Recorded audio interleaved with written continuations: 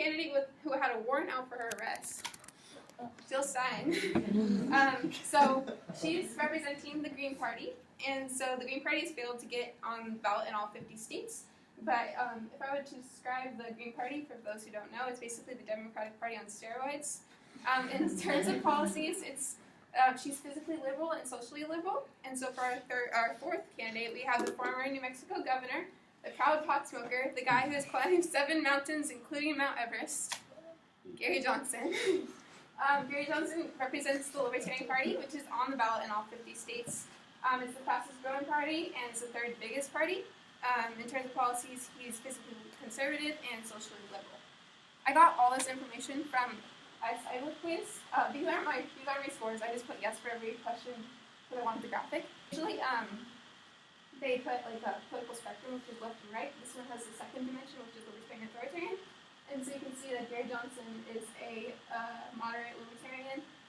Donald Trump is a right-wing centrist. Hillary Clinton is a left-wing centrist-ish. And Jill Stein is a left-wing libertarian. And so I encourage you all to take this quiz if you haven't already. It shows like which candidates you match up the best with, which party you should be with, and a bunch of other cool statistics about your political beliefs. And so these are general election polling stats over here. When I did my research was on Sunday, so sorry about that. But anyone who's taken government knows that general election polling stats don't really matter, especially this close to the election, because it's popular vote. But it does show that Trump has made a comeback after the recent controversy over his comments. According to Business Insider, the fallout over the reactivization of investigation into Clinton's private email server has led his deficit to shrink to like 3 points on average.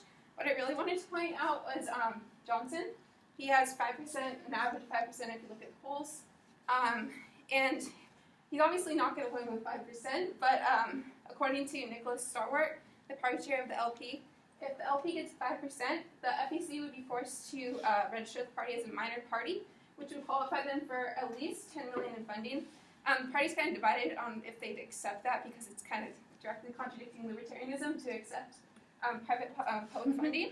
But it would still open up discussion into if we should switch to proportional representation, keep winner take all, even like reform the electoral college itself, and like it brings legitimacy to third parties. And so these are the states that actually matter. As you can see, Clinton has the heads up right now. Trump is winning the big state, Florida. But right here, that's us. We're a solid blue state, and according to Real Politics Average, Clinton is winning by 23% in California right now. So pretty much she's going to win here. And so if you'd like a more strategical vote, you could vote third party, or you could have like a more representable vote and vote for Hillary or Trump or whatever you want to do. It's your choice. So these are the polling locations for people in St. Louis Obispo, and that's the time you can vote. According to Mustang News, on election day, students living on campus should vote at the polling place at the Student Center, which is the UU. You've all probably seen it.